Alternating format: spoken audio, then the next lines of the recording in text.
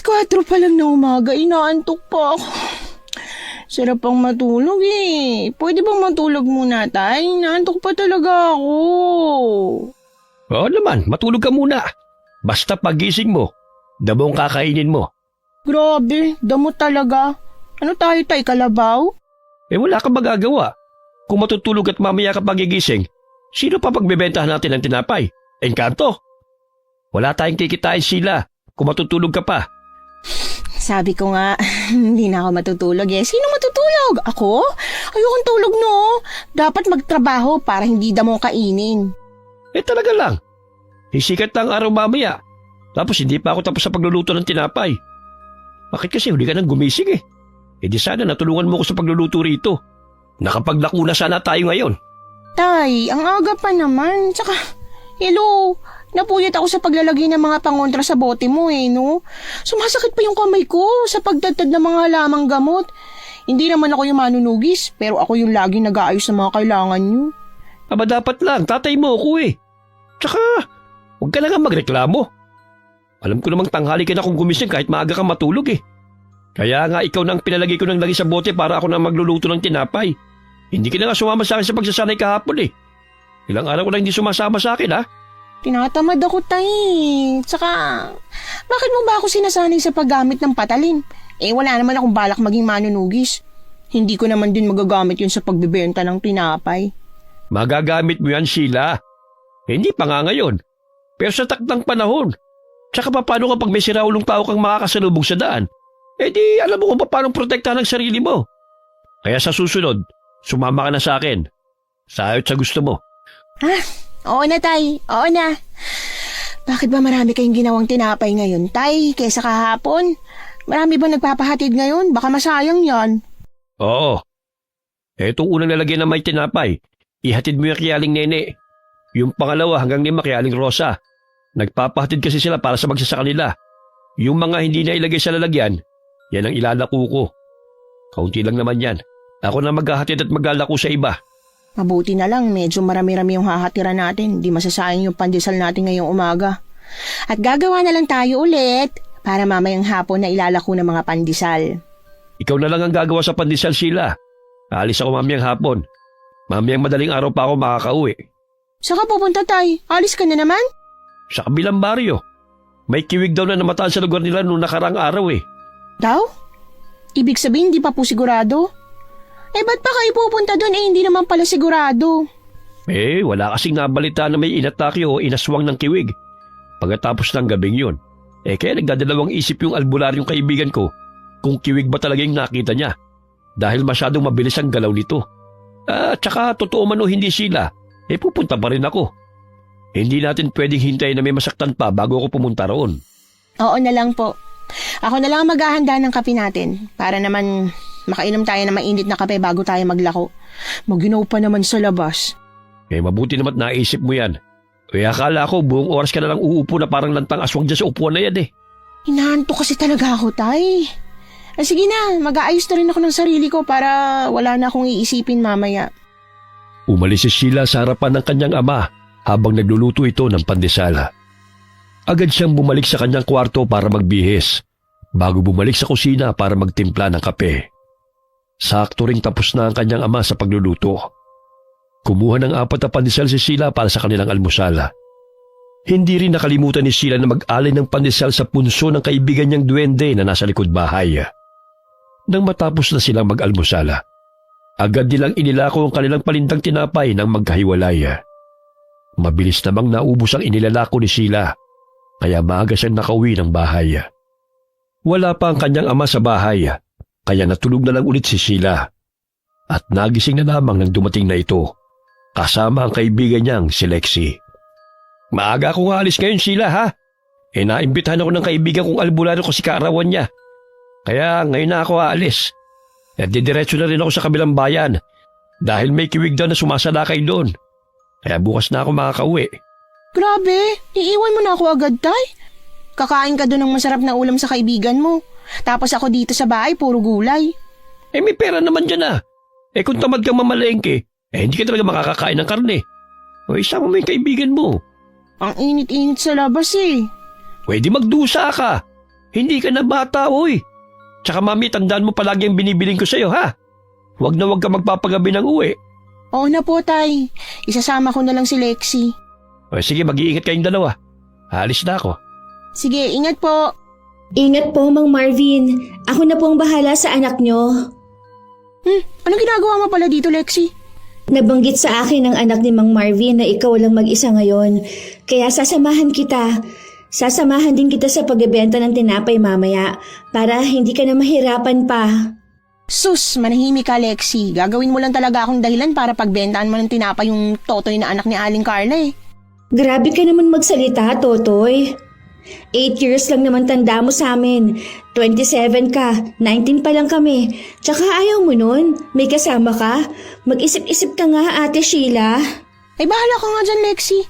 Siguraduhin mong nagpaalam ka sa mga magulang mo baka hanapin ka nun. Tapos na. Tsaka oo nga pala, Ate Sheila. Magpapakita ba sa atin yung kaibigan mong duwende? Gusto kong makita anong itsura nila o kahit anong boses man lang. Aba malay ko. Hindi pa naman nagpaparamdam sa akin ng duwending yun. Matagal-tagal na rin nung huling nagpakita sa akin yun. Nakakatakot ba ang itsura nila? Hindi naman masyado. Yung boses, maliit ba talaga? Malamang, alangan namang maliit sila pero boses nila pang kapre. Siyempre maliit, parang bata, ganun. Talaga? Sana naman makita ko no? Minsan nga lang magpakita sa akin. Humihiling ka pa talaga magpakita sa'yo. Tama na nga usapan. Oh, tulungan mo na lang akong maghanda ng pananghalian para makakain tayo. Hindi ako nakapag-almusal ng maayos dahil nakatulog ako. At mamaya, maghahanda pa ako para dun sa paggawa ng tinapay para sa paglalako naman mamayang hapon. Sige, sige. Gusto ko ring manood at matuto paano gumawa ng tinapay.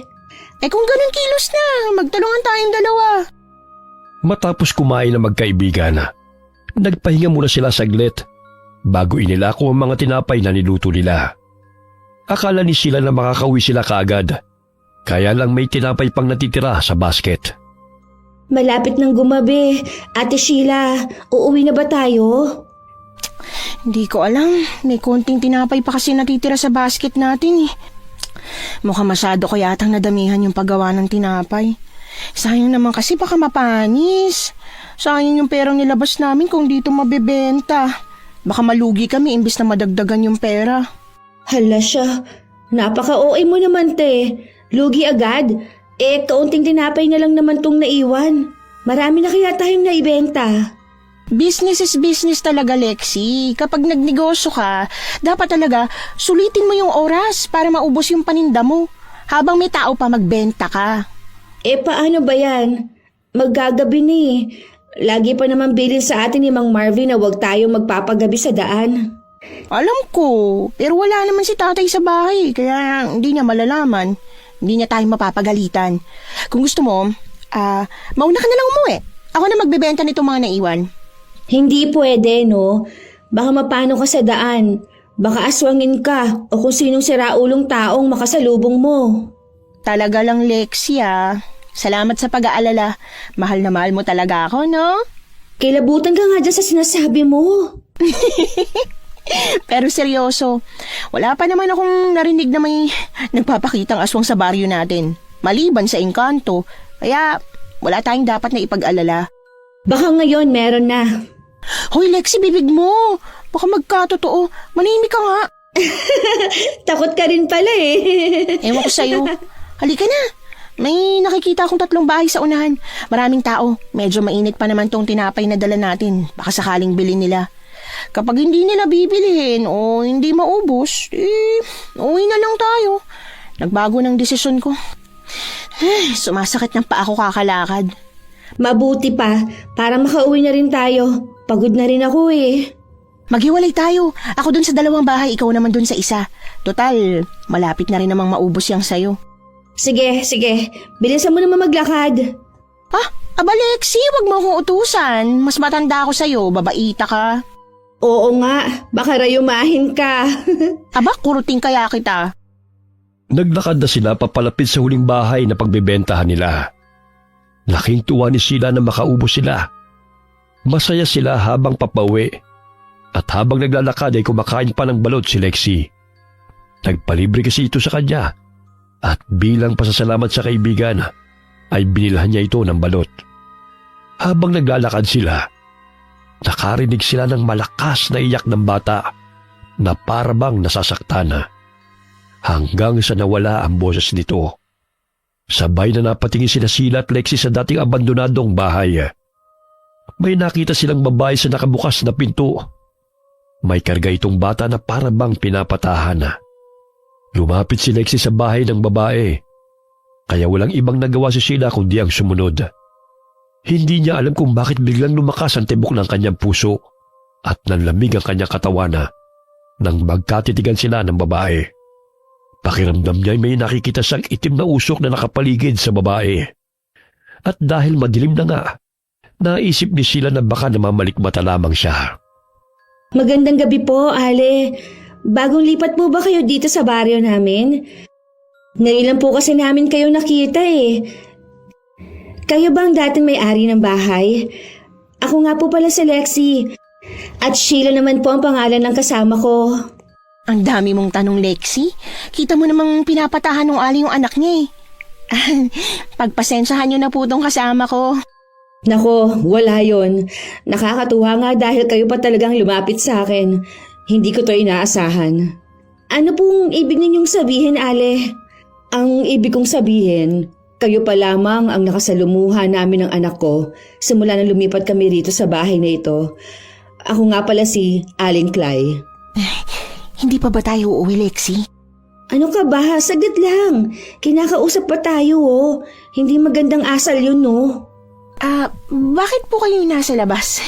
Mukhang nilalamig na po yung anak nyo. Gabi na, tsaka nagiging violet na ho yung kulay ng paa niya.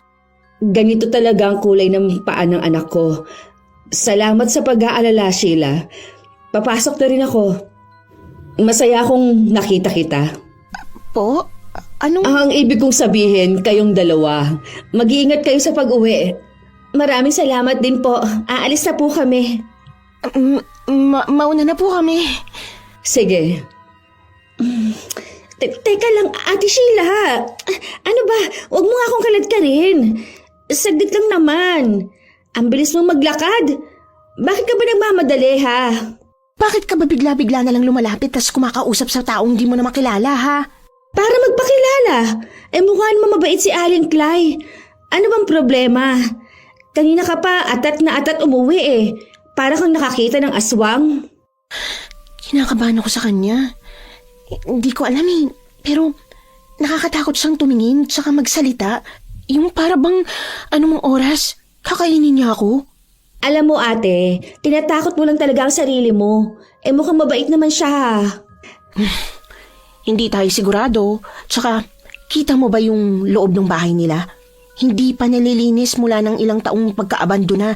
Tapos, lumipat na agad sila ng anak niya. Kaya, hindi ako sigurado Pero, parang may pasa yung bata eh. Umiiba na rin yung kulay ng balat niya. Hay nako, Ate Sheila. Manahimik ka na nga. Kilabutan ka nga dyan sa mga pinagsasabi mo. Mabuti pa, bilisan na natin sa paglalakad para makauwi na tayo. Kung ano-ano nang napapansin mo eh. Saka nagugutom na rin ako. Tumango si Sheila at binilisan na rin ang kanyang paglalakad. Tinakpan niya ang kanyang tenga nang may marinig siyang kakaibang ingay ng hayop. At tinikom na lang ang kanyang bibig dahil parang siya lamang nakakarinig noon. Iniisip niya na baka tama ang kaibigan niya. Nag-iisip lamang siya ng kung ano-ano dahil sa mga ikinukwento ng kanyang ama. Nang makauwi sila, agad silang kumain ng hapunan matapos magluto. Siniguro ni Sheila na nakasarado ang lahat ng kanilang pinto at bintana bago sila natulog. Habang mahimbing na natutulog si Sheila katabi ni Lexi, bigla na lamang siyang nagising dahil sa nakakakilabot na panaginip at sa maliit na boses na gumigising sa kanya. Agad siyang bumangon at pupungas-pungas na idinilat ang mga mata. Hirap na hirap siyang dumilat dahil nasisilaw sa sobrang liwanag ng silid. Ilang segundo siyang pumikit bago dumilat ulit. Wala na ang liwanag at ang nakita niya ay ang kaibigang duwende. Sheila! Sheila, gising. Wamok? Anong ginagawa mo rito? Bakit ngayon ka lang nagpakita? May kailangan ka ba? Wala akong kailangan sa'yo. Pero ikaw may kailangan sa akin sa tamang panahon, Sheila. Anong pinagsasabi mo dyan? Ba't parang nananakot ka? Kinakabahan naman ako sa'yo.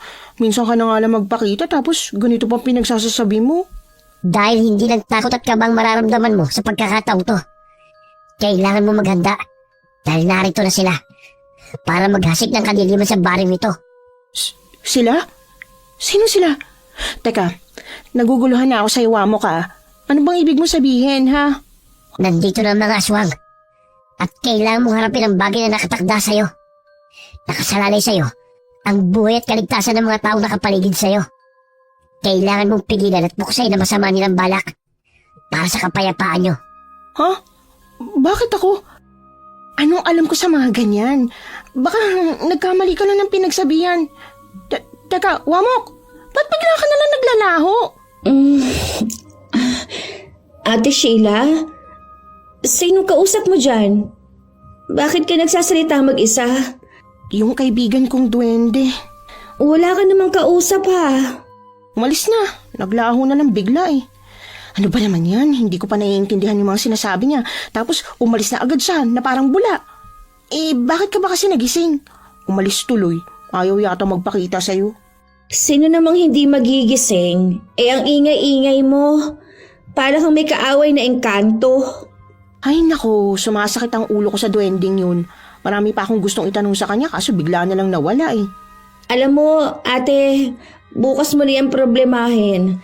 Tingnan mo nga ang dilim-dilim pa sa labas. Matulog na tayo. Inaantok pa ako eh. Hindi ako makakatulog kung magsasalita ka dyan mag-isa, no? Tumatayo balahibo ko sa'yo. Oo na, matutulog na ako. Napabuntong hininga si Sheila nang bumalik siya sa pagkakahiga. Kahit hindi niya aminin na kinakabahan siya sa sinabi ng duwende. Dahil sa dami ng iniisip niya, hindi na niya napansin na nakatulog na pala siya at nagising na lamang ng umaga na. Wala na si Lexie sa bahay nila nang dumilat siya. Kaya nagmamadali siyang pumunta sa sala para hanapin ang kanyang ama dahil alam niyang nakauwi na ito. Pero laking gulat niya na madat na ng kanyang ama na nanghihina at mataas ang lagnat habang nakahiga sa sopa sa sala. Diyos ko po, ang taas ng lagnat niyo, tay. Bakit hindi niyo ako ginising para nabilang kita ng gamot? Kaya ko pa naman, Sheila. May halamang gamot ako sa bag. Kunin mo dyan at ilagay mo sa likod ko.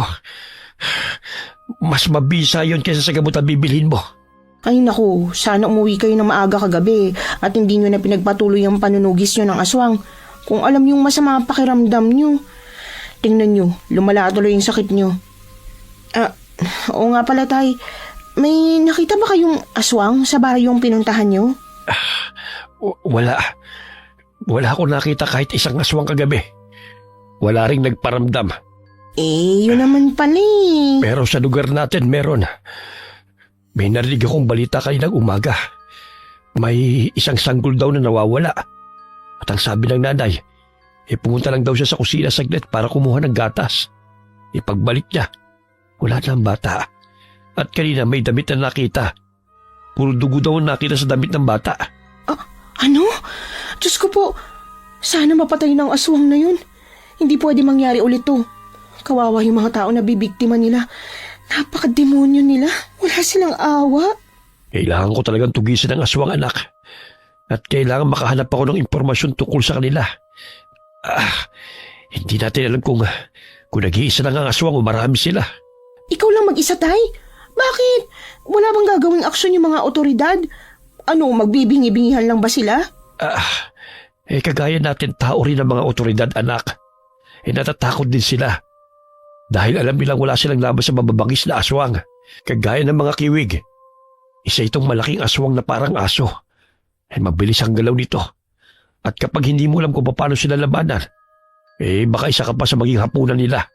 Ano bang pangontra sa kanila, tay? Wala ba silang kinatatakutan? Meron.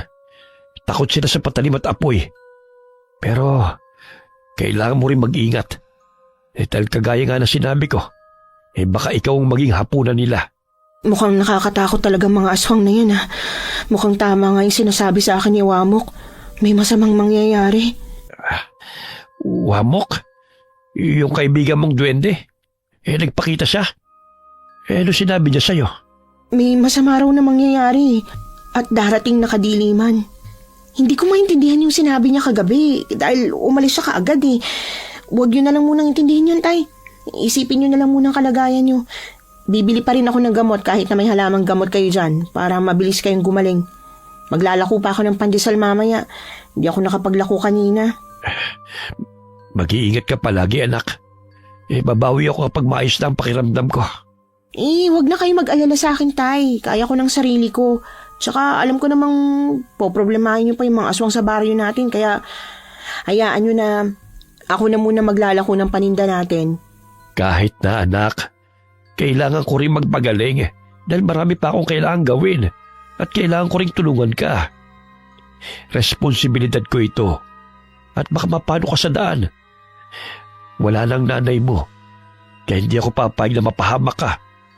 Susubukan kong hanapin kagad ang aswang bago pa man maipasa sa'yo ang isang malaking responsibilidad. Ha? Responsibilidad? Ano bang pinagsasasabi ninyo?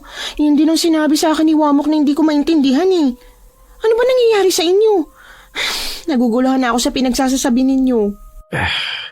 Malalaman mo rin yun sa takdang panahon, Sheila. Pasensya ka na. Gusto ko muna magpahinga sa ngayon. Opo, Tay. Bibili na din muna ako ng gamot bago natin lagyan ng halamang gamot ang likod at noon nyo. Buong maghapong inalagaan ni Sheila ang kanyang ama at kinabukasan na siya naglako ng pandesal para sa pandagdag gastos nila. Madilim na magpasang umuwi si Sheila dahil sa kagustuhang maubos ang tinapay na nilalako niya. Habang naglalakad siya, nanayo bigla ang kanyang balahibo. Isang nilalang na parang aso ang kanyang nakita. Mas malaki ang sukat ito kesa sa ordinaryong aso. Mapupula ang mga mata at may mahabang pangil. Gustong tumakbo ni Sheila at humingi ng tulong dahil sa nakita. Pero pinangungunahan siya ng takot para sa batang tangay ng aswang. Buhay pa ang bata dahil damit lamang ang kagat ng aswang. Mukhang naghahanap pa ito ng tamang lugar para kainin ang bata. Mabilis na kumuha ng malalaking bato si Sheila sa lupa at pinagbabato ang aswang. Hanggang sa mabitiwan ito ang bata at galit na tumingin sa kanya. Mabilis din kinuha ni Sheila ang patalim na laging pinapadala sa kanya ng ama at itinutok ito sa aswang. Pakialamera! Sa tingin mo ba, matatalo at matatakot mo ako sa patalim na dala mo? Masyado kang pakialamera! Pagsisisihan mong din ang bahala mong hapunan ko. Sisiguraduhin kong dalawa kayo ng batang itong magiging hapunan ko.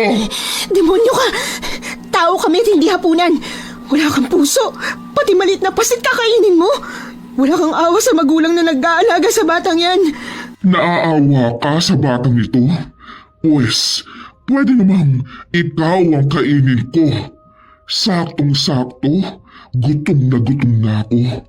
Hindi ka man kasing bango ng bagong silang na bata.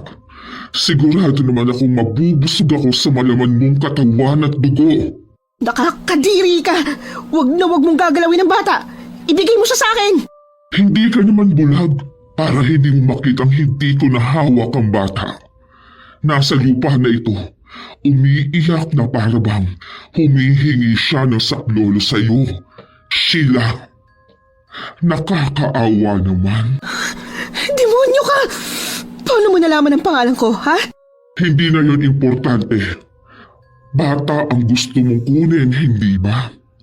Nakakalungkot dahil bago mo pa ito makuha, sisiguraduhin kong wasak na ang laman loob mo sa mga kuko ko at isusunod ko ang batang ito dahil alam ko hindi mo siya kayang ipaglaban dahil nakikita ko ang panginginig ng kamay mo. Hindi basihan ang panginginig ng kamay ko para mapatay kita. Talagang nagtatapang-tapangan ka? Tingnan natin kung totoo nga yung sinasabi mo. Dahil nananabik ako sa dugo mo ngayong gabi. Pagbibigyan kita sa larong labanan na gusto mo. Handa na akong sipsipin ang dugo at kainin ang laman loob mo. Hindi alam ni Sheila kung ano nangyayari sa kanya. Dahil unti-unting nawawala ang takot na nararamdaman niya kanina. Inihanda ni Sheila ang patalim na hawak at laking gulat niya nang bigla itong lumiwanag. Hindi niya alam kung namamalikmata lamang ba siya dahil mabilis itong nawala nang mabitiwan niya. Dahil sa kabay mabilis niya itong pinulot kasabay ng pagtalon papunta sa kanya ng kiwig. Alam ni Sheila na hindi siya ganun kahusay sa paggamit ng patalim pero kailangan niyang patatagin ang sarili niya para sa kaligtasan nila ng sanggol na walang kamuwang-muwang sa mundo. Isinaksak ni Sheila ang kanyang patalim sa aswang pero mas lalo itong naging agresibo hanggang sa makalmot siya nito sa kamay at dibdib. Halos maiyak si Sheila dahil sa hapdi ng sugat. Dagdag pa ang dugong umaagos na kanyang ikinatakot. Mas lalong namula ang mga mata ng aswang habang nakatingin sa dugong dumadaloy sa sugat niya. Mabilis na sumugod si Sheila sa aswang kaya naging alerto rin ang halimaw habang may kakaibang ngisi sa bibig nito. Dahil nakakaagaw pansin sa aswang ang kaliwang kamay ni Sheila na puno ng dugo, hindi nito napansin ang pagsaksak ng patalim sa katawan nito. Napaungol sa sakit ang kiwig. Buwisit kang babae ka. Pagbabayaran mo ang ginawa mo sa akin. Wala akong utang sa'yo kaya wala akong babayaran. Pero ikaw, may utang ka sa baryong to na dapat mong pagbayaran. Wala kaming utang sa inyo dahil sa oras na ito, naniningil na kami sa buhay na kinuha ninyo sa amin. Wala akong alam sa sinasabi mo at wala akong naaalalang nag-autang ako sa kagaya mo. Umalis ka na sa baryong to. At bakit kita susundin? Hindi ako sumusunod sa kahit kanino at hindi rin ako papayag na kagaya mo magpapabagsak sa amin. Wala akong pakialam sa propesiya tungkol sa iyo dahil alam kong hindi ito magkakatotoo. Hindi ikaw ang makakasira sa mga plano at maghihiganti ko. Kung may kasalanan man ang ilang tao sa baryong to sa'yo o sa kasamahan mo, huwag mong idamay ang ibang tao. Idadamay ko kung sinong gugustuhin ko. Walang makapipigil sa amin at higit sa lahat, masarap kumain ng mga putahing sariwang tao. Nakapapanabik ang amoy ng dugo ninyo. Demonyo ka talaga! Wala akong kwentang kausap! Oo nga pala. Mukhang wala ka pang alam tungkol sa pagkatao mo. Magandang pagkakataon ito para tapusin ka. Hindi ka na dapat mabuhay pa! Hindi to pwede. Nanghihina ng katawan ko. At hindi na ako makakalaban pa kung aatake sa... Kailangan ko ng apoy. Kailangan ko ng apoy. Sigurado akong nailagay ko sa bulsa kong pansindi. Nagmamadaling hinanap ni Sheila ang posporo sa kanyang bulsa nang maalala niyang hindi niya ito naibalik sa kanyang ama habang nagluluto siya kanina. Nang mahanap niya yun, mabilis na hinablot ni Sheila ang tuyong dahon ng puno ng saging. Nanginginig ang kamay niya dahil nababasa ng aswang ang galaw niya. Agad na sinindihan ni Sheila ang tuyong dahon. Takot na takot ang kiwig dahil sa apoy na ginawa ni Sheila. Kaya mabilis pang kumuha ng tuyong dahon ng dalaga. Itinaboy niya ang aswang gamit ang apoy. Kaya nabawi niya ang sanggol na nabitiwan ng halimaw. Palaki ng palaki ang apoy na ginawa ni Sheila. Dahil dinagdagan niya pa yun ng mga tuyong dahon kaya mabilis na umiwas ang aswang. Napangiti si Sheila nang makitang may paparating na ibang tao na alam niyang magulang ng bata. Dahil tumatangi sila at nakatuon ang paningin sa sanggol na nasa tabi niya. Nagmadaling umalis ang aswang dahil sa apoy at sa paparating pang ibang tao na may dalang mga itak. Bago pa umalis ang aswang, nag-iwan pa ito ng mensahe na babalikan siya nito. Pero ipinagpawalang bahala yun ni Sheila. Agad na ibinigay ni Sheila ang bata sa mag-asawang umiiyak na nakatingin sa kanya. Pinasalamatan siya ng mga ito at matapos ang kanilang pag-uusap ay nagpasya na rin siyang umuwi. Dahil sa panghihina, agad siyang nakatulog matapos pumasok sa kanyang silid. Tay, anong ginagawa niya dito sa kwarto ko? Mabuti namat gising ka na, anak. Kamusta ng pakiramdam mo? Nangihina ka pa rin ba? Medyo masakit lang po ang katawan ko. Bakit sobrang lagkit ng katawan ko? Pinalagyan ko kay Lexie ng dinurog na halamang gamot at langisang katawan mo na may kalmot ng aswang. Paano niyo po nalaman? Malamang kanina pa kita tinatawag pero hindi ka naman sumasagot. Kaya pumasok na ako rito. At nakita ko ang ilang kalmot sa braso mo. Walang ibang makakagawa ng ganyang kalaking kalmot kundi aswang lamang. Ano ba nangyari sa'yo, anak? Sinabi ko naman kasi sa'yo, hindi ba? Na dapat hindi ka nagpapagabi. Pasensya na, Tay. Sayang kasi yung natirang pandesal kaya inilako ko pa sa ilang bahay. Nung pauwi na ako, doon ko naman nakasalubong yung aswang. Tatakbo na sana ako kaso kawawa yung bata. Parang hindi ko naman kayang umalis na lang nang hindi naililigtas yung bata. Paano kung napahamak ka? Napahamak nga ako, Tay. Aray! Tay naman namamalo ka pa talaga kahit alam mo may sugat ako. Yan kasing bibig mo Pero alam niyo, Tay, nung nilalabanan ko yung aswang, parang pakiramdam ko, parang may kakaiba. Parang nagliwanag yung patalim ko. Hindi ko alam kung dahil ba yun sa liwanag ng buwan o namamalikmata lang ako. Kakaiba? Bakit? Bigla kasing nawala ang takot ko. Tas nagliwanag yung patalim ko. Para bang may kakaibang kapangyarihan yung patalim ko nung gabing yun. Nararamdaman ko yun sa kamay ko. Pero agad din namang nawala. Hindi ko alam kung bakit. Kamusta naman yung bata? Maayos naman po. Siguro may gasgas sa katawan nun, kaya malamang dinala ng mag-asawa yung anak nila sa ospital. Kawawa naman kasi. Ay, oo nga pala, Tay. Yung aswang. Maniningil daw siya sa atin? May utang ba kayo sa kanila, Tay? At yung kaibigan kong duwende, napanaginipan ko siya kagabi at iisa lang din ang sinasabi niya. Anong sinabi niya sa'yo? Na kailangan ko na raw harapin ang nakatadhana para sa akin. Na kailangan ko nang ihanda ang sarili ko dahil hindi titigil ang mga aswang hanggat hindi sila namamatay. Kailangan ko raw silang labanan. Tay, naguguluhan na ako. Mukhang kailangan mo nang malaman ng tungkol sa pagkatao mo. Hindi ko akalain na tama ang sinabi sa akin ng lolo mo noon bago siya namatay. Ano po bang sinabi sa inyo ni Lolo? Ano bang meron sa pagkatao ko, Tay? Ano bang meron sa akin? Hindi ba pwede magpahinga ka muna? Saka ko na lang ikukwento sa'yo kapag magaling ka na. Nangihina pa yung katawan mo baka mabinat ka. Tay, hindi ko ikakabinat ang sasabihin niyo ngayon. Makikinig lang naman ako At lalo akong mag-iisip ng kung ano-ano hanggat hindi ko nalalaman ang lahat ng ibig sabihin nito. Hanggat hindi niyo sinasabi sa akin kung ano ba talagang nangyayari. Tay, ano ba talaga ako? At saan nanggagaling yung galit ng mga aswang? Alam mo naman siguro na manunugis at albularyo ang mga lolo mo, hindi ba? At iba pa natin mga ninuno. Opo. Simula pa noon, sa panahon pa ng mga ninuno natin, may naninirahan ng mga aswang dito sa lugar. Kahit anong pilit na ubuson sila ng mga ninuno natin, hindi pa rin sila napapatay lahat. Palaging may nakakatakas hanggang sa umabot sa mga lolo mo at ganun pa rin ang nangyayari. Nakakatakas pa rin ng ilang aswang? Oo. At habang lumilipas sa mga taon, palakas ng palakas sila. Dala ng galit at buot sa pagpatay ng mga ninuno natin sa mga kamag-anak at anak ng mga aswang. At sabi sa akin ni tatay na kailangan kong maghanda para sa pagbabalik nila, para sa paghihiganti nila.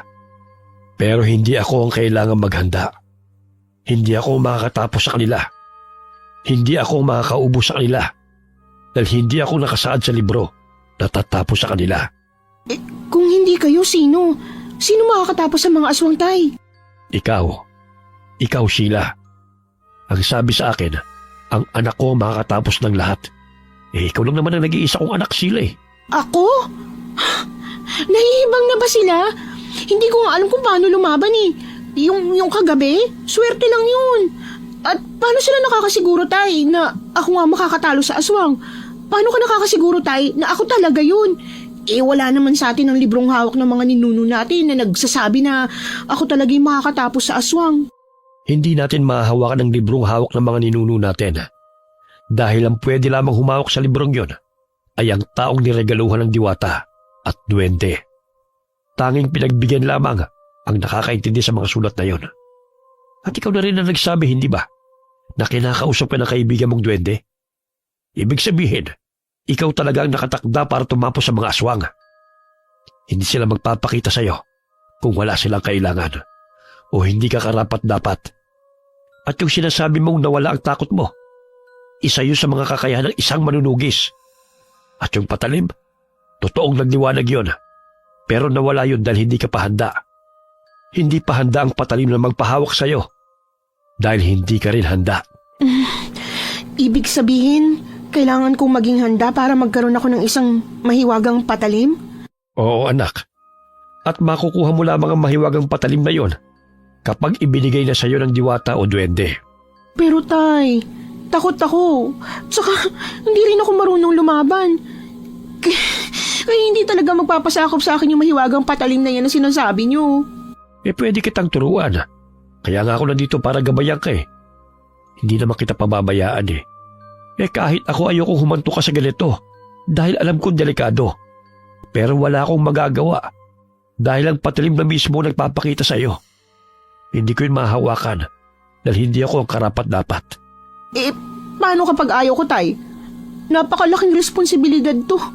Buhay ang pinag-uusapan dito, tay. Dahil kapag hindi ko kayang harapin at labanan ng aswang, mapapahamak ang baryong to. Mapapahamak ang ilang tao. Maraming mamamatay. Ikaw na rin ang nagsabi, Sheila. Buhay ang pinag-uusapan dito. Kapag hindi mo tinanggap, mas lalong lalala ang magiging sitwasyon ng baryong ito. Kahit ako, Sheila, ayokong ikaw ang gumawa nito. Pero wala akong magagawa. Dahil ikaw lang ang tanging paraan para matapos ito. At tuluyan ang mawala ang mga aswang na nanggugulo sa bayang ito. Gaganti at gaganti sila, Sheila. Hindi sila titigil hanggat hindi nauubos ang mga tao rito. Dala na rin ang pagkagutom nila sa laman loob at dugo ng tao. Pasensya na, tay. Pero hindi ko talaga kaya. Hindi ko kaya mabigo. Baka mas lalo mapahamak ang lahat ng tao dahil sa akin. Hindi mo malalaman ang lakas mo, Sheila, kung hindi mo susubukan. Matalino ka, anak. Matapang ka. Kahit na, tay. Hindi ko talaga kaya. Baka naman may ibang tao pang nakasaad sa librong sinasabi nila na makakatalo sa aswang. Naiintindihan ko, anak. Alam ko na nga kabigla ito mga sinasabi ko. At tama ka. Napakalaking responsibilidad ito para sa mga kagaya mong bata pa lamang. Pero Sheila, anak, kahit anong gawin mo, nasa iyo pa rin nakasalalay ang kaligtasan ng mga bata, matanda, at iba pang tao rito. Hayaan na kita makapag-isip. Ako munang kikilos at hahanap sa mga aswang mamayang gabi. Habang ikaw magpahinga ka rito, kailangan mo magpagaling. Alis na ako. Ikukuha kita ng pagkain mo, ha?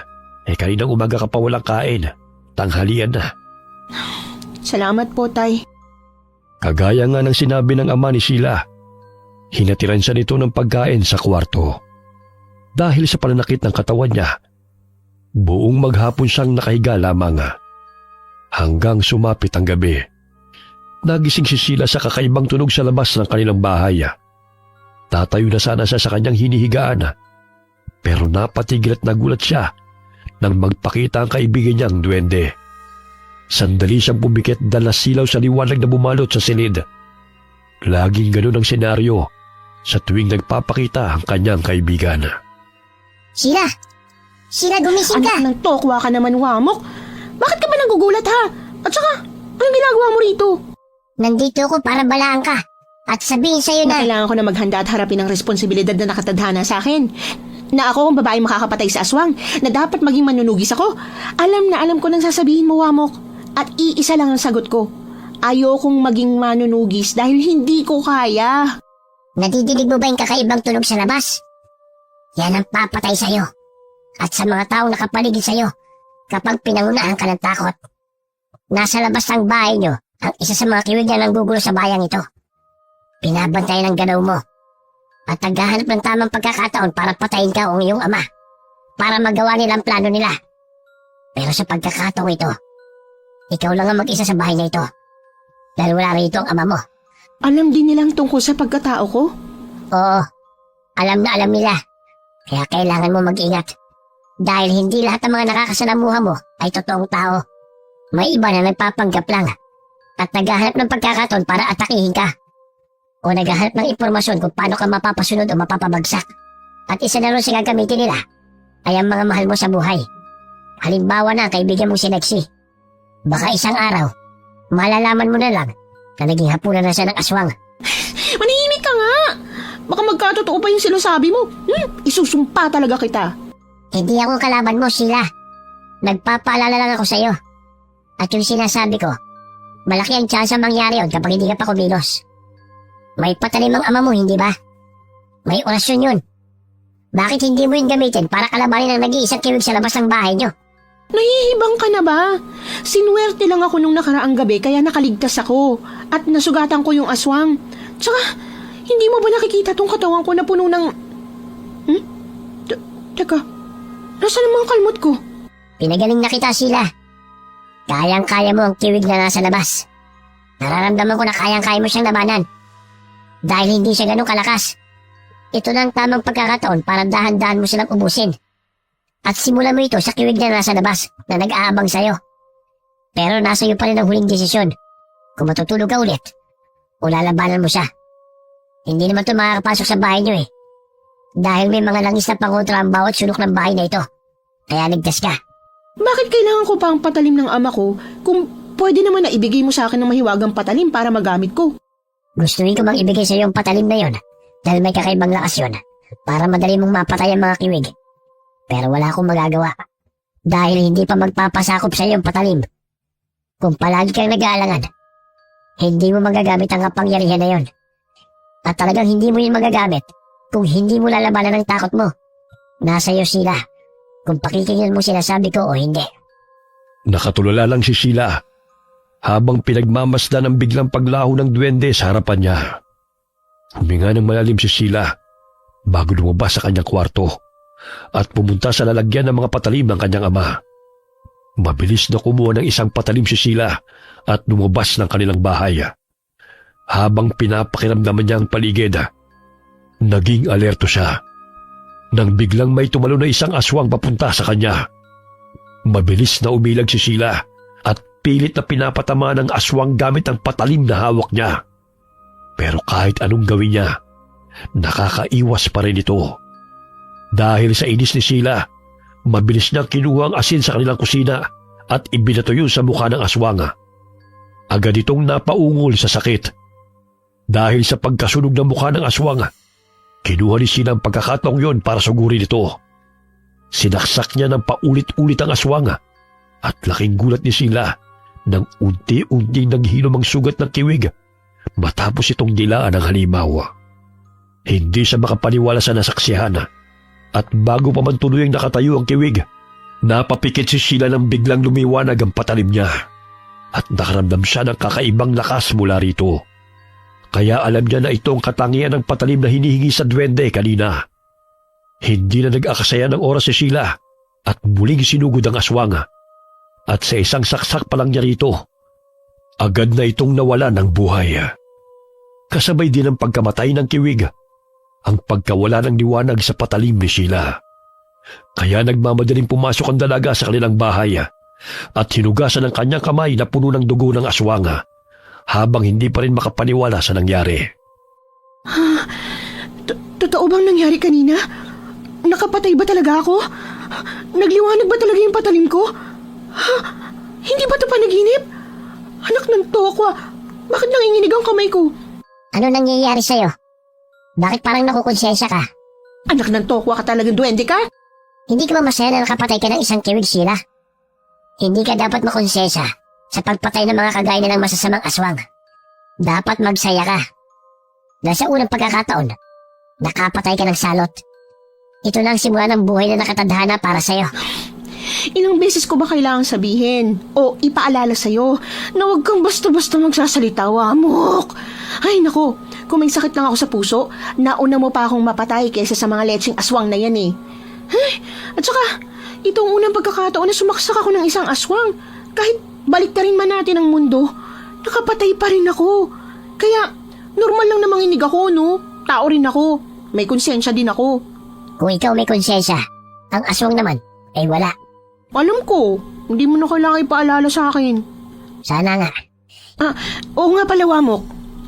Ibig bang sabihin ito? Manunugis na ako dahil nakapatay na ako ng aswang? Hindi. Kahit hindi manunugis ay kayang pumatay ng aswang. Lalo na kapag mahina ang aswang na nakaharap nila. Kagaya kanina. Pero ito na ang simula mo. Kailangan mo magsanay dahil kulang pa ang kaalaman mo. Hindi basta-basta makakaharap mong aswang sila. Baka mapatay ka lang nila kapag hindi ka handa. Yung patalim. Bakit lahat ng nagagamit kong patalim lumiliwanag kahit ordinaryong patalim lang yun? Tapos biglang nagkakaroon ng kakaibang lakas? Sumasapi ang kapangyarihan ng mahiwagang patalim sa hawak mo sila. Kapag nagiging determinado kang mapatay ang aswang at nawawala ito kapag wala na rin ang aswang. Magandang senyalis ito. Dahil ibig sabihin, unti-unti lang nagpapasakop sa iyong patalim mo. Kaya sa susunod na laban mo, kailangan galingan mo. Para muli magpasakop at magamit mo ang patalim mo. Bakit biglang naghihilam ang sugat ng kiwig kanina? Ano ibig sabihin nun? Kaya nilang pagalingin ang sarili nila? Oo, isa yun sa kakayahan nila. Kaya kapag nakalaban mo sila, siguraduhin mo masasaksak mo sila sa puso para mapatay mo. Dahil kung hindi, kayang-kaya nilang pagalingin ang sarili nila. Kailangan ko nga talaga maging maingat. Kailangan kong tanggapin na akong tinakda. Tama yan. Hindi ako magpapakita sa'yo kung alam ko rin na hindi ka karapat-dapat. Ako ang gabay mo. At ang may papayo ko lamang sa'yo, huwag ka magpapadala sa takot mo para makapag-isip ka na maayos. At pwede mong mabasa ang galaw ng kalaban. At higit sa lahat, huwag kang gumawa ng desisyon o kilos na hindi mo pinag-iisipan. Dahil yun ang magpapatalo sa'yo. Yun lang ang may papayo ko sa'yo. At sana sa muling pagkikita natin, handa ka na. Teka, iiwan mo ko? Akala ko magabay kita. Hindi sa lahat ng oras ay kailangan ko magpakita sa'yo. May mga kailangan din akong gawin. Pero huwag ka mag-alala. Magpapakita ako sa'yo sa oras na kailangan mo na talaga ako. At kapag handa na rin ang patalim mo na magpasakop sa'yo, ibibigay ko kagad sa'yo ito nang walang pag-aalinlangan. Oo na. Umalis ka na. Mukhang hindi na rin ako makakatulog ulit dahil sa nangyari. Ay, gagawa na lang ako ng pandesal para may magawa rin ako. Total, mag-uumaga na rin naman. Napangiti si Sheila nang makita ang paglaho ng duwende sa harapan niya, na para bang normal na yon para sa kanya. Hindi pa man nakakagalaw si Sheila, nakarinig na siya ng katok sa pinto habang tinatawag siya ng kanyang ama. Sheila! Sheila, anak! Pabukas ng pinto! Tay? Saglit lang, papunta na. Diyos ko po! Ano nangyari sa inyo, Tay? Bakit puro dugong nasa katawan niyo? Dali, umawa ka sa akin, Tay. Aalalayan kita papasok sa bahay. Huwag ka mataranta. Ayos lang ako. Halamang gamot lamang ang katapat nito at pahinga. Mawawala rin ito. Hindi ka maayos, Tay. Maubusan ka na ng dugo, oh. Teka, ganito na lang gagawin natin, ha? Lalagyan ko ng halamang gamot ang mga sugat nyo para mapigilan ang pag-agos ng dugo sa katawan nyo. Pagkatapos, dadaling kita sa pinakamalapit na ospital dito. Magpapatuloy ako sa kapitbahay natin. Huwag na masyado ng abala. Hindi to abala, Tay. Mamamatay ka kapag naubusan ka ng dugo. Dito ka lang, ha? Teka, kukunin ko yung langis at halamang gamot sa kwarto nyo. Nagmadaling kumilo si Sheila hanggang sa napigilan niya ang pagdurugo ng sugat sa katawan ng kanyang ama bago humingi ng tulong sa kapitbahay nila para madala ito sa ospital.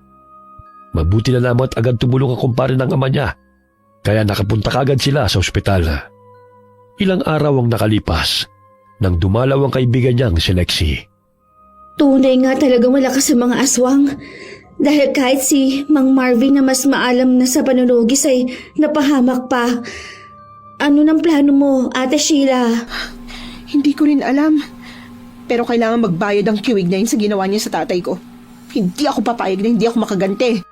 Paano ka gaganti? Hahanapin ko siya. Hindi. Sila. Hahanapin ko sila at sisingilin. Pero dapat maging malakas. Tsaka determinado ko para muli ko magamit ang mahiwagang patalim. At madali ko lang mapapatay ang mga aswang. Paano kung hindi magpakita o magpagamit sa iyo ang mahiwagang patalim, ate? Wala akong magagawa. Kaya itong mga ordinaryong patalim lang ang tanging pag-asa ko. Sana muling magpagamit sa iyong mahiwagang patalim na sinasabi mo. Oo nga pala, Ate Sheila, hindi ko alam kung dapat ko itong ipaalam sa'yo. May narinig kasi akong balita sa isa kong kakilala na ginagambala daw sila ng kiwig. Kahit wala naman silang binabantayan na sanggol o buntis. Hindi lang kasi buntis o sanggol ang pinupuntirya ng mga kiwig. Isa rin sa gusto nila, yung mga taong naghihingalo. Balak nilang humingi ng tulong. Pero wala namang may gustong tumulong sa kanila. Baka ito na ang pagkakataon mo makagante, ate. Sabihin mo lang sa akin ang lokasyon ng bahay ng kakilala mo at ako nang pupunta. Pero hindi ka ba natatakot, Ate Sheila? Ikaw lang mag-isa. Hindi ako nakakaramdam ng takot sa pagkakataon to, Lexi. Galit. Galit ang nararamdaman ko sa ginawa niya sa ama ko. Puro sugat ang natamo ni tatay. At ang sabi ng doktor, kung hindi daw namin nadala agad si tatay, baka nawala na to ng buhay dahil sa pag-agos ng dugo niya. Baka ito na talaga ang oras para harapin kong nakatadhana sa akin. Kinakabahan naman ako sa'yo, ate. Kung may maitutulong ako sa'yo, sabihin mo lang. Tutulong ako ng walang pag-aalinlangan. Salamat, Lexi. Oo nga pala, may isa pa akong hindi nasasabi sa'yo. Naalala mo si Aling Clay? Oh, ano meron sa kanya? Nakasalubong namin siya ni tatay noong nakaraang gabi. May binili kasi kaming gamot ni tatay. Alam mo ba na ibang-iba na siya sa paningin ko? At ito pang nakakapanghinala ha. May bitbit siyang ibang sanggol. Ha? Ibang sanggol? Sigurado ka? Oo nga. Tapos, alam mo ba, tinanong ko siya kung kaninong bata yun. Sabi niya sa pinsan niya. Tatanungin ko pa sana siya na bakit nasa labas pa siya gabi na. Kaso biglang nakakatakot yung tingin niya sa akin. Hindi ko alam kung nag-iisip lang ako ng kung ano-ano dahil sa nangyari nung una natin siyang nakaharap. Pero nakaramdam talaga ako ng kakaiba sa kanya. Ibig sabihin, may kakaiba talaga sa kanya. Posible kayang aswang siya? Hindi ako sigurado. Dahil wala naman tayong ebidensya eh. At alam mo ba, hinanap ka niya ate. At para bang may tinatago siyang galit sa'yo. Dahil kakaiba ang naging reaksyon niya. Mahirap mambintang ng walang ebidensya, Lexi. Pero aalamin ko yan. Uunahin ko muna yung isang kakilala mo bago siya. Kailangan nating malaman kung tao ba siya o nagpapanggap lang. Nakasalubong ko siya kahapon. Tapos nangumusta pa nga sa lagay ni tatay.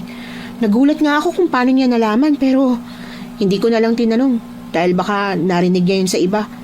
Pero hindi naman kami malapit sa isa't isa para mangumusta siya kay tatay at saka sa akin. Totoo yan. Parang interesado siya sa'yo. Hindi sa pinag-iisip kita ate ha. Pero parang may ideya siya tungkol sa pagkatao mo. Na ikaw ang makakapatay sa mga aswang. At kung totoo mang aswang siya, malamang kumikilos na siya para pabagsakin ka. Kaya nga kailangan kong malaman kung sino siya. Dahil mahirap na. Baka wala akong kamalay-malay na napapaligiran na pala ako ng tunay na kalaban ko. Tama. Kailan ka kikilos ate? Mamayang gabi. Wala dapat akong masayang na oras. Bakit? Handa ka na ba? Kaya na ba ng lakas mong lakas ng kiwig? Nagsanay ako habang nasa ospital si tatay. Binalikan ko lang ang mga tinuro niya sa akin na mga galaw nung bata pa ako na alam kong magagamit ko. Parang nagsisisi nga ako kung bakit hindi ako nakinig kay tatay noong panahon na tinuturuan niya ako kung paano humawak ng patalim tsaka makipaglaban. Iniisip ko na wala naman akong kalaban eh. Kaya bakit ako magsasanay, 'di ba? At yun ang napakalaking pagkakamali ko. Dahil naglilitawan na ngayon ng mga kampo ng demonyo. Kung pakiramdam mo, kaya mo, susuportahan kita ng buo, Ate Sheila.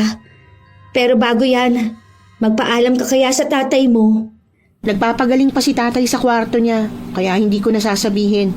Dahil alam ko na kapag nalaman niya ang plano ko, sasamahan niya ako. At yun ang ayoko, dahil nanghihina pa siya. Ikaw ang bahala. Uuwi na ako. Dumayo lang talaga ako dito para mangamusta at ikwento sa iyong napapansin ko. Noong kinuwento mo kasi sa akin ang sinabi sa iyo ng duwende at ng tatay mo, naramdaman ko na kailangan ko sabihin sa iyong nababalitaan at napapansin ko. Dahil nasa iyo pala ang kaligtasan ng baryo natin. Kung makapagsalita ka naman, parang may nagagawa na talaga ako. Pero maraming salamat sa'yo, Lexi. Malaking tulong na to sa akin. Walang anuman, ate. Sabihin mo lang kung may kailangan ka. Handa ako. Tutulong ako hanggat kaya ko. Tatandaan ko yan. Mag-iingat ka. Buong araw ay walang ginawa si Sheila kundi alagaan ang kanyang ama habang inihahanda ang lahat ng gamit niya. Mula sa patalim hanggang sa mga pananggalanga, kagaya ng asin at bawang. Nang sumapit na ang hapon, agad na pumunta si Sheila sa bahay ni Lexi para itanong ang tamang lokasyon. At nang malaman niya yon, hindi na siya nag-atubiling puntahan ito. Hindi siya lumapit sa bahay nang makarating siya roon. Nagmanman lamang siya sa paligid habang hinihintay ang kanyang pakaya. Walang tigil sa pagdarasal si Sheila na sana'y sumalim muli ang lakas ng mahiwagang punyal sa kanya. Ilang oras lang ang hinintay ni Sheila hanggang sa nakarinig siya ng kakaibang tinig at galaw sa paligid niya. Nagtago siya sa isang puno habang hinihintay ang aswang na magpakita. At nang magpakita nga ito, laking gulat niya nang makita ang isang pamilyar na mukha kasama ng isa pang kiwig. Hindi nakapagpigil si Sheila. Mabilis siyang lumabas sa pinagtataguan at galit na sinigawan ng aswang. Hayop ka, Linklay! Ang kapal ng mukha mong mangumusta sa lagay ng tatay ko habang kayo lang palang dahilan kung bakit halos mamatay siya. Hindi ko na pala kailangan manmanan ka dahil tama palang hinala ko sa'yo nung una pa lang na may kakaiba sa'yo. Kay gandang gabi.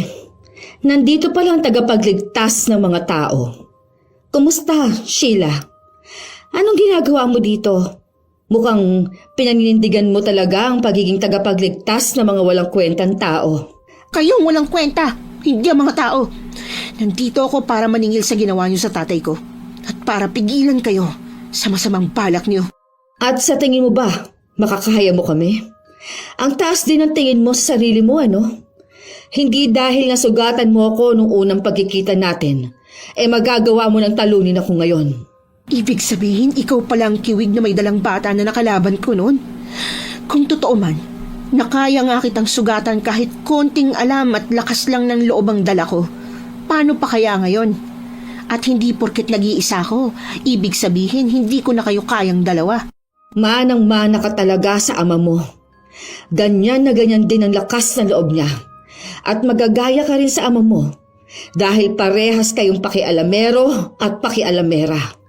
Sisiguraduhin kong hindi kayo matatahimik hanggat nabubuhay kami. At sisiguraduhin ko rin na matatahimik ang kaluluwa niyo sa impyerno para sa katahimikan at kapayapaan namin. Talaga? Kung ganun, Naro, puksain at kainin mo ang pakialamerang babae na ito. Ito na ang pagkakataon mo para ilabas mo ang galit ng pagkamatay ng ina mo na pinatay ng mga kalahi niya. Mas masarap ang dugo at laman loob ng babaeng ito kaysa sa matandang nanghihina sa loob ng bahay na yan. Hayop ka talaga! At isa pa, Naro, siya ang pumatay sa isang kasamahan natin. Oras na para gumante. Gumante? Napakakapal ng mukha niyo. Labis-labis ng perwisyong dinala niyo dito sa baryo namin. Tapos may gana ka pang sabihin ng salitang gante? Hindi ko kasalanan kung bakit namatay ang isa sa mga kasamahan niyo. Dahil hindi ko siya inutusan na pumunta sa teritoryo ko. Tama na ang satsat. Naririndi na ako sa boses mo. Ano pang hinihintay mo, Naro? Sugurin at lapain mo na ang babaeng yan. Naging alerto si Sheila nang unti-unti nang lumapit ang galit na kiwig sa kanya. Mabilis niyang itinaas ang hawak na patalim habang pinapakiramdaman ang galaw ng kalaban. Agresibong tumalon papunta sa kanya ang kiwig at pilit siyang kinaagat nito. Habang si Sheila naman ay patuloy na iniiwasan ang atake ng aswang hanggang sa tuluyan niyang tinamaan ng patalim ang katawan nito. Pero imbis na manghina ang kalaban, mas lalo itong nagalit. Hanggang sa maagat nito ang tagiliran ni Sheila. Napasigaw sa sakit ang dalaga at mabilis niyang sinaksak ang mukha ng kiwig hanggang sa mabitiwan siya nito. Dahil nagdurugot na mimilipit sa sakit ang kiwig, mabilis na umatake ulit si Sheila. Kung saan dibdib naman ng kiwig ang pinuntirya niya dahil alam niyang mabubuhay pa ito kapag sa ibang bahagi lang ng katawan sinaksak. At ang kinatatakutan ni Sheila ay kayang pagalingin ng kiwig ang sugat ito. Hindi tumigil sa pagsaksak si Sheila hanggang sa nawalan ito ng hininga.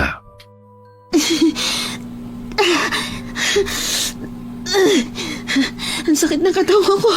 Kaya pa ba, Sheila? Mukhang pagod ka na. Hindi pa dyan natatapos ang labanan ngayong gabi. Kung napabagsak mo si Naro, baka sa pangalawa kong kasamahan ay totoong maging hapunan ka na. May isa ka pa palang demonyo kasama. Tuso ka talaga. Ikaw ba ang pinuno nila? Kung ganun, napakamalas naman nila. Kasi wala ka naman pakialam sa kanila eh.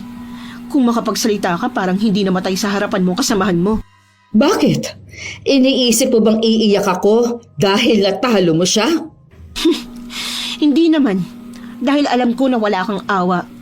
At akala mo ba, hindi ko napapansin na pinag-aaralan mo lang ang galaw ko? Kaya silang pinapalaban mo sa akin? O may hinihintay kang ilabas kong patalin? Matalas pala ang pakiramdam mo at mabilis kang mag-isip, ha? Pero tama ka. At base sa nakikita ko sa'yo, hindi ka naman ganun kagaling. At mukhang wala pa sa iyo ang patalim. Kaya ibig sabihin, mahina ka pa.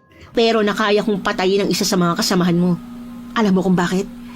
Puro kasi galit ang nasa puso ninyo. Pinangungunahan kayo ng galit, kaya nauubos ng mga kasamahan mo. Huwag kang masyadong magyabang, Sheila. Dahil hindi pa dito ang totoong laban. Nasa iyo man ang patalim o wala, ako pa rin ang mananalo. Galit na tumingin si Sheila sa isa pang kiwig na lumabas mula sa likuran ni Clea na ngayon ay nakangisi sa kanya. Pinatatag ni Sheila ang kanyang loob, lalo na at parang walang balak na magpagamit at sumanib sa kanyang patalima ang kapangyarihan nito. Kahit may kaunting distansya si Sheila kay Clea, ramdam pa rin niya ang kakaibang galit sa mga ngiti ng babae. Hindi nagdalawang isip na sumalubong si Sheila sa papanapit na kiwig at bago pa sila naglaban, mabilis na kinuha ng dalaga ang asin sa kanyang bulsa at inihagis yun sa mukha ni Clea. Mabilis na iniwasan ni Clea ang asin. Ngunit may ilang asin pa rin ang tumama sa mukha at katawan nito, dahilan ng pagkalapnos ng kanyang balat. Ganon din ang ginawa ni Sheila sa isa pang kalaban. Pero dahil naubos na ang dala niyang asina, kailangan niyang lumaban gamit ang lakas. Sabay na sumugod ang dalawang kiwig kay Sheila. Unang pinatay ni Sheila ang kasama ni Clea na kiwig, gamit ang isang bawang na ipinasok niya sa bibig nito matapos siyang kagatin. Determinado si Sheila na mapatay ang kiwig na kalaban niya, kaya hindi na siya tumigil sa pagsugod. Hayop ka, Sheila! Pagbabayaran mo ang ginawa mo sa katawan ko! Habang tumatagal, mas lalong lumalaki ang galit ko sa'yo! Wala akong pakialam. Parehas lang tayo nasasaktan at nahihirapan ngayon. Hindi ako papayag na hindi kita mapapatay. Bakit hindi mo nalang kami hayaan na kumain ng tao? Kahit bayad nyo na lang ng mga ninuno ninyo sa pagpatay sa kasamahan namin! Nababaliw ka na ba? Hindi mo ba naiisip yung mga nanay na nawalan ng anak dahil kinain mo? Hindi ako magbabayad ng utang na hindi naman sa akin. At higit sa lahat, wala kaming utang sa'yo. Sa inyo, dahil masasama kayo. Kaya dapat lang na mamatay ang kasamahan ninyo. Inosente ang anak ko, Sheila! Wala siyang alam sa nangyayari sa mundo, pero pinatay pa rin siya ng mga kalahi mo! Hindi mo alam kung gaano kasakit para sa akin ang nangyari. Kaya dapat lang naman nangil ako sa iba. Walang sino man sa atin ang dapat maging masaya. Sinisisi mo sa ibang taong kasalanan ng ibang tao? Ang sabihin mo, naghahanap ka lang talaga ng taong sisisihin sa pagkamatay ng anak mo at dinadahilan mo lang ang anak mong namatay para kumain ng ibang tao. At kung tutuusin, kasalanan mo kung bakit namatay ang anak mo. Dahil masama kang ina. Walang hiya kang babae ka! Wala kang karapatang sabihin sa akin yan. Kalahi mo ang dapat sisihin. Ikaw ang dapat sisihin. Kayo dapat ng mga kasamahan mo. Dahil kung hindi kayo kumakain ng tao at naging masama, hindi kayo tutugisin ng kasamahan ko. At hindi mamamatay ang mga anak at kalahin ninyo. Hindi! Hindi! Kayo dapat nasisihin! Impakta ka! Huwag ka na magpanggap pa. Sigurado talaga akong dinadahilan mo lang yan para gumawa ka ng masama eh. Kahit anong rason pang sabihin mo, kung bakit ginagawa mo to, hindi pa rin magbabago ang tingin ko sa inyo. Mga kampon pa rin ng demonyo. Sabihin mo na kung anong sasabihin mo. Pero kagaya mo, hindi rin ako titigil hanggang sa magdusa at mapuno ng takot ang baryo na ito. Kung ganon, dapat ka nang mamatay. Huwag mong kakalimutan na tuso ako. Kaya mo nga sinabi yan. Kaya mag-iingat ka, Sheila. Kahit sugatan si Sheila, pinilit pa rin niyang tumayo ng matuwid habang hinahanda ang kanyang patalima. Nakatitig siya sa nasusunog na mukha ni Clya na ngayon ay nasa anyong kiwig na. Dahan-dahan na gumalaw ang aswanga hanggang sa sumugod na ito kay Sheila. Pilit na iniiwasan ng dalaga ang aswanga hanggang siya naman ang sumugod dito. Agad din niyang binulot ang patalima at isinaksak sa tiyan ng kiwig dahilan ng pag-atungal nito sa sakit. Galit na binangga siya ng kiwig at halos mahilo si Sheila nang tumama ang kanyang ulo sa bato. Gusto niyang bumangon para tapusin ang kalaban niyang nanghihina na. Pero laking gulat niya nang may dumating ulit na isang kiwig at binangga siya ng sobrang lakas dahilan ng pagdilim ng kanyang paningin. Nagising na lamang siya na nasa loob na siya ng kanyang kwarto. Bumukas ang pintuan at iniluwanon ang kanyang ama. Aray, ang sakit ng ulo ko. Huwag mo muna kasing piliting bumangon. Kagagamot lang ng albularyo sa sugat mo sa ulo, pati na rin dyan sa katawan mo. Paano ko napunta dito, Tay? Ang huling naaalala ko, nasa labanan ako. Tapos nagdilim yung paningin ko dahil sa lakas ng pagkakabangga sa akin ng aswang. Nung nawalan ka ng malay, dumating ako. Kundi baka napahama ka na. Hindi ka man lang nagpaalam sa akin. Pasensya na, Tay. Nag-aalala kasi ako sa kalagayan niyo eh. Nag-aalala ka sa akin pero sa kaligtasan mo, hindi. Anak ng towa ka naman, bata ka. Gusto kong gumanti. Tsaka, gusto kong iligtas yung pamilyang ginugulo ng aswang. Tsaka, teka, paano niyo nalaman kung nasan ako? At di ba dapat nagpapahinga kayo? Mahimbing akong natutulog ng mapanaginipan kong isang duwende. Hindi ko alam kung yun ba yung kaibigan mo. At sinabi niya nasa panganib ka. Kaya nagmamadali akong pumasok sa kwarto mo.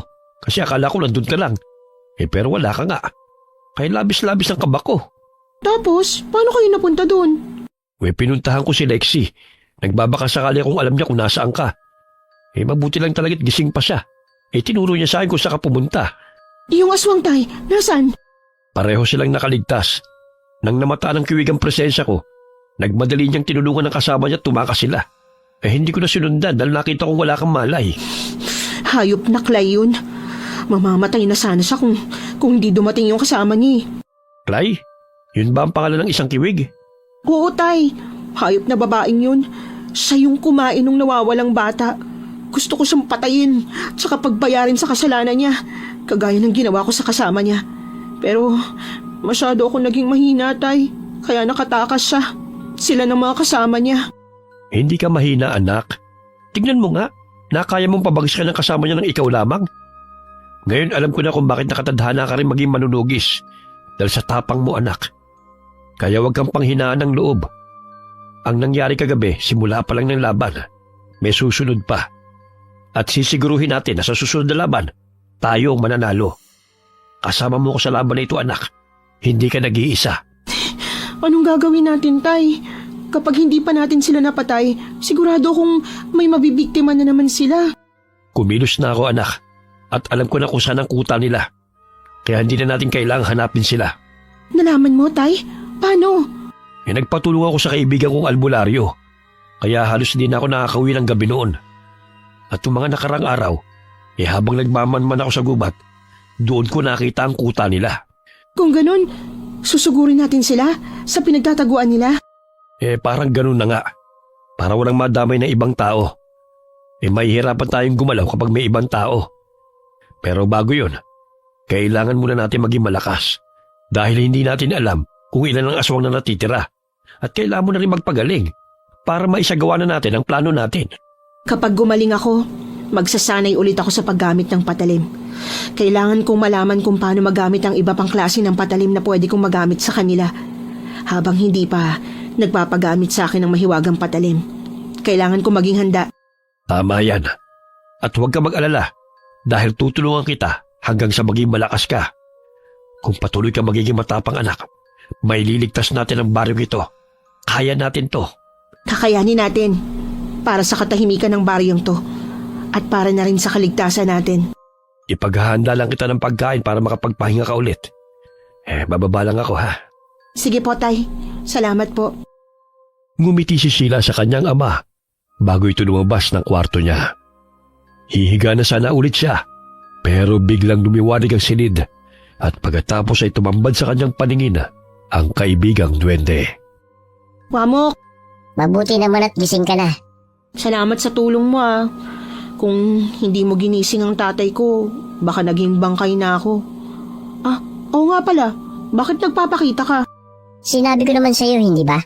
Na magpapakita ulit ako sa'yo sa oras na kailangan mo ko. Nandito ako dahil may ibibigay ako sa'yo. Isang patalim. Regalo mula sa amin. At ito'y karapat dapat sa'yo. Na matagal mo nang hinihiling. Tanggapin mo ito, Sheila. Totoo ba tong nakikita kong patalim, Wamok? Sa akin na ba to? Oo, Sheila, sa'yo na yan.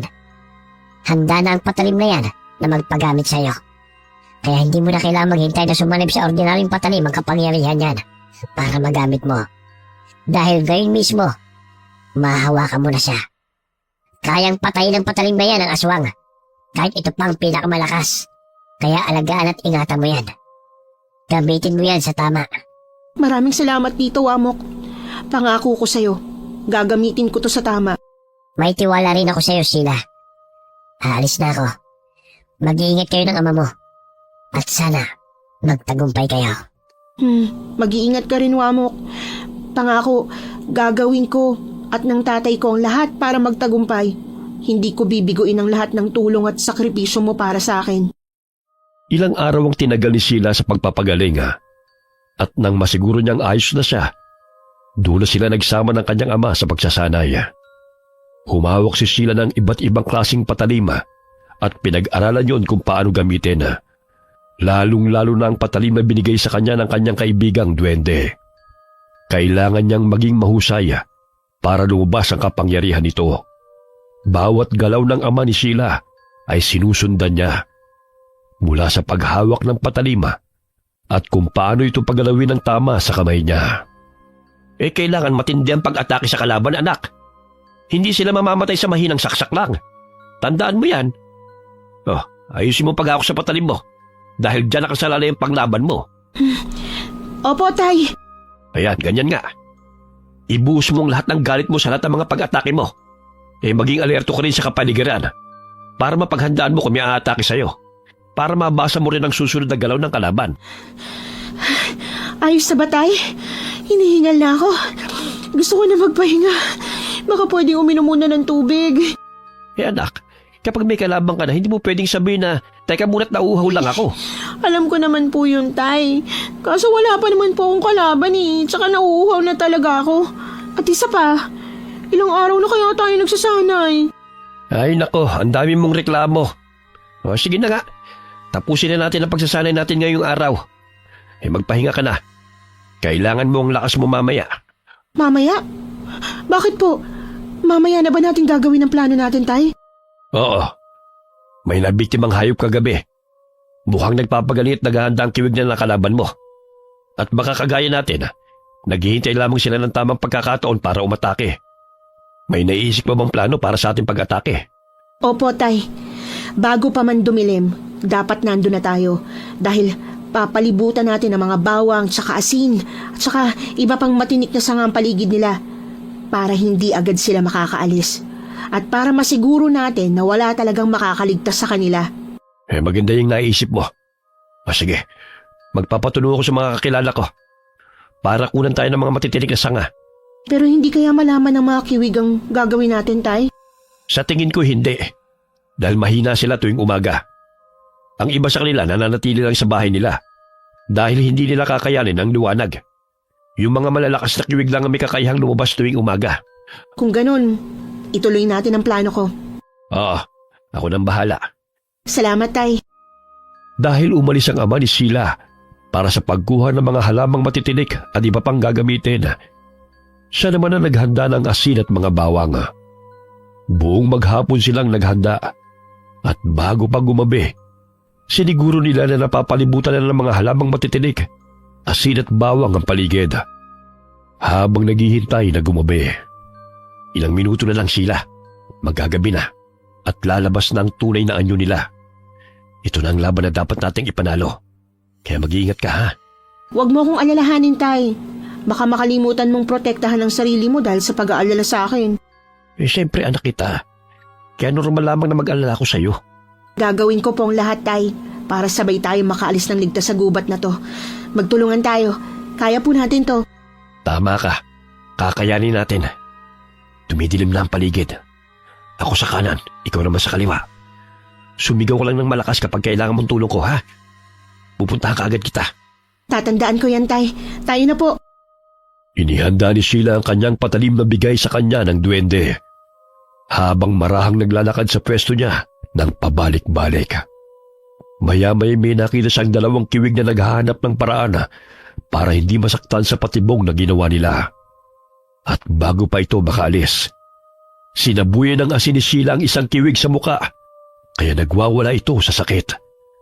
Habang yung isa naman ay umatake sa kanya, hindi nagdalawang isip si Sheila na ibaon sa dibdib ng aswang ang kanyang nagliliwanag na patalima nang sumugod ito sa kanya.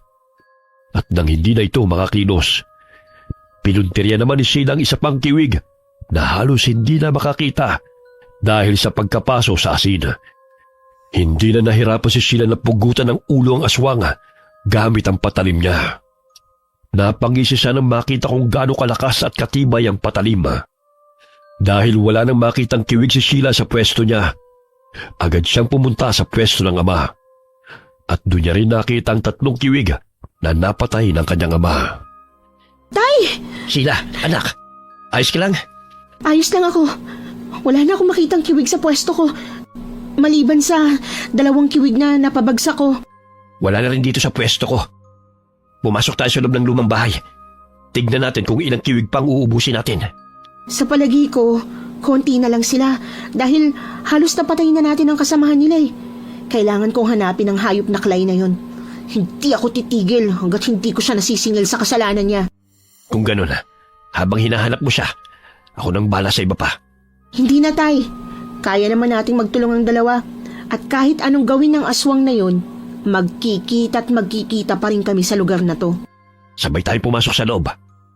Ihanda mong patalim at isip mo. Dahil papasok tayo sa lumang bahay na tinutuluyan nila. Hindi natin to kabisado. Kaya kailangan mag-ingat tayo. Opo, Tay. May 3 kiwig na paparating. Kung ganito sila karami, bakit hindi lahat sila nagpakita sa baryo? Yan din ang ipinagtataka ko. Mukhang naghihintay lang sila ng hudyat mula sa pinuno nila. O baka naman takot ang iba sa kanila na matugis ng manunugis ng aswang. Parang nagpapalakas sila. Mukhang nagpaplano silang lumusob ng sabay-sabay para maghasik ng lagim sa baryo. Na hindi na mangyayari. Sayang lang ang plano nila dahil ngayong gabi mauubos sila. Salubungin na natin ang 3 to, Tay. Tapos pumasok na tayo agad sa bahay na yan. Hindi na ako makapaghintay na maubos silang lahat. Sabay silang tumakbo para salubungin ang 3 kiwig. At nang makita sila nito, sumugod din ito sa kanila. Iniwasan ni Sheila ang kalmot ng isang kiwig at pumailalim siya nito para saksakin ito sa tiyan. Napasigaw si Sheila ng muntik na siyang makagat ng isang kiwig. Mabuti na lamang at bago pa dumapo ang ngipin nito sa kanya, nasaksak niya na ang mukha nito at pinaliguan ng natitirang asin na dinukot mula sa bulsa. Nang matapos na sila ng kanyang ama, agad silang pumasok sa loob ng bahay. Naghiwalay sila ng pwesto at sabay-sabay nilang pinabagsak ang mga kalaban nila. Kulang pang kabayaran to para sa panggugulo nyo. At sa hinagpis na dinulot nyo sa mga magulang at pamilya na inagawan nyo ng mahal sa buhay. Mga biktima na walang awa nyong pinatay. Ang kapal na mukha mong pumunta sa teritoryo namin. Paano mo nalaman ang lugar na ito? Nandito ka na pala. Anong pakiramdam na nakikita mong unti-unti nang nauubos sa mga kasamahan mo? At naririnig mong daing ng iba pang kasamahan mo na pinupuntirya ng tatay ko? Dito na kayo matatapos lahat. Walang makakatakas sa inyo dito. Hayop ka, Sheila! Hindi pa pala kayo nakontento sa mga kasamahan kong pinatay ng mga kadugo mo. At ngayon, gusto mong ubusin ang lahat ng kasamahan ko. Mali ka! Hindi lang kasamahan mo ang gusto kong ubusin. Dahil hindi ka makakaligtas sa plano ko. Kasali ka sa pababagsakin ko. Hindi lang ang mga kasama mo. Masyado kang mayabang, Sheila. Hindi pa ako pwedeng mamatay dahil hindi ko pa naigaganti ang anak ko at mga kasamahan ko. Hindi pa? May amnesia ka ba? Hindi pa ba sapat ang mga sanggol na kinain at pinatay mo? Hindi pa ba sapat ang mga taong biniktima ninyo? Hindi pa! Dahil hindi pa kita napapatay! Kasalanan ninyo kung bakit hindi ko kasama ang anak ko! Ang kapal ng mukha mong sabihin sa akin na hindi ka pa nakakaganti? Ang gusto mong patayin ang papatay sa'yo ngayong gabi. Oras na para ako naman ang maningil sa mga pinatay mo. Gusto mong makita ang anak mo? Pwes, ihahatid kita sa kanya. Magsama kayo sa impyerno! Baka ikaw ang unang mawala sa ating dalawa, Sheila. Huwag kang mag-alala. Hindi ako natatakot. Mabilis na sumugod si Sheila kay Claya at hindi niya hinahayaang makapag-anyo itong kiwiga. Pilit niyang pinapatamaan ng patalimang babae. Pero maliksin itong naiiwasan ng atake ni Sheila. Malakas siyang sinipa nito. Bago pa tuluyang makalayo si Claya sa kanya, mabilis itong sinuntok ni Sheila. Dahilan ng paglabas ng itim na dugo sa bibig nito. Sasaksakin na sana niya si Claya nang sinipa siya nito sa kamay. Dahilan para tumumba siya sa sahig. Napasigaw sa sakit si Sheila nang bumawod sa leeg niya ang mahabang kuko ng babae. Buong lakas na sinipa ni Sheila si Claya hanggang sa makawala siya rito. Ano, Sheila? Kaya pa? Akala ko ba magaling ka na? Kayang-kaya ko pa, bro, ha? Hindi ko to ikamamatay. Pwede kang maubusan ng dugo kaya mamamatay ka rin. Huwag kang mag-alala. Dahil bago ako maubusan ng dugo, sisiguraduhin kong patay ka na. Mataas talaga ang tingin mo sa sarili mo, ano? May pinagmanahan lang. At may kayang ipagmayabang din. Tapusin na natin to. Wala na akong gana makipag-usap at makipagtalo pa sa'yo. Hindi ko na masikmurang kausapin ang alagad ng demonyo. Parehas lang tayo, Sheila. Hindi na ako natutuwa sa'yo. Hindi rin ako nagpapatawa. Kaya tama lang na tapusin na kita. Agad na nag-anyong kiwig ang galit na si Claya, kaya hindi nagdalawang isip si Sheila na pulutin ang kanyang patalima na kanyang nabitiwan. Mabilis na sumugod ang aswang sa kanya, kaya iniwasiwas ni Sheila ang kanyang patalima at tinamaan ang tagiliran ng aswang. Napangisi si Sheila nang makitang nasaktan ng aswang sa ginawa niya, kaya sumugod ulit siya rito. Inatake niya ito ng sunod-sunod hanggang sa mapahiga sa sahig ang aswang. Pero ang ngiti sa mukha ni Sheila ay nawala nang makagat ng aswang ang kanyang leeg at malakas siyang inihagi sa dingding dahilan ng pagkahilo niya. Nakita niyang balak tumakas ni Claya, kaya malakas na sumigaw si Sheila para makuha ang atensyon ng aswang. Nang lumingon ito sa kanya, ay buong lakas niyang ibinato ang nagliliwanag na patalima na ibinigay sa kanya ng duwende. At tumama ito sa dibdib ng aswang. Bumagsak ang aswang kasabay ng pagbagsak ni Sheila na nanghihina na dahil sa pagdurugo ng kanyang leeg. Nang mawala ang liwanag ng patalima, nakita niyang wala na ring buhay ang aswang. Nilapitan na siya ng kanyang ama, natapos na rin sa pagkipaglaban sa iba pang mga aswang. Sheila, anak, ayos ka lang ba? Anong nararamdaman mo? Kaya mo pa? Nahihilot na susuka na ako, tay. Aalis na tayo rito. Dadalhin na kita sa ospital. Paano ang mga aswang? Ano nangyari sa iba pang mga aswang? Wala na sila, anak. Naubos na natin sila. Nanalo tayo. Pero kailangan kitang dalhin sa ospital. Pwede kang mamatay kapag naubusan ka ng dugo. Hindi ako papayag na mangyari yun. Kaya mo pa naman, hindi ba? Kaya ko pa naman, Tay. Pigilan lang natin ang pagdurugo ng sugat ko at magiging ayos lang ako. Damit ko nang pupunitin ko. Itapan mo dyan. Tapos humawak ka kagad sa akin, ha? Papasanin kita para makalis na tayo rito. Opo, Tay. Maraming salamat. Pero hindi pa ba kayo pagod? Kaya ko pa naman maglakad kung Hindi ako pagod, anak. Hindi ako maaaring mapagod pagdating sa'yo. Huwag ka na magsalita. Ipunin mo na lamang ang lakas mo. Kinuha muna ni Sheila ang kanyang patalim na nakatarak sa walang buhay na aswang at binudburan pa niya ito ng asin dahil sa kanyang galit. Ilang araw na nagpagaling si Sheila mula sa mga sugat na kanyang tinamo. Nakangiti naman siyang binati ng kaibigan niyang duwende nang magbakita ito sa kanya kinagabihan dahil natapos niya ang kanyang misyon. Nakiusap din ang kaibigang duwende sa kanya na huwag titigil sa pagsasanay para kung sakaling dumating ang panahon na may sumugod uli na aswang sa kanilang lugar, ay bihasa na siya sa pakikipaglaban. Malugod namang tumango si Sheila at nangakong huhusayan pa niya ang pag-iensayo. Mula sa mga naranasan niya, buo na ang kanyang loob na harapin ang mga pagsubok na mangyayari sa hinaharap. Dahil kagaya ng kanyang ama, tinanggap na rin niya na isa siyang manunugis ng mga aswang. Wakas.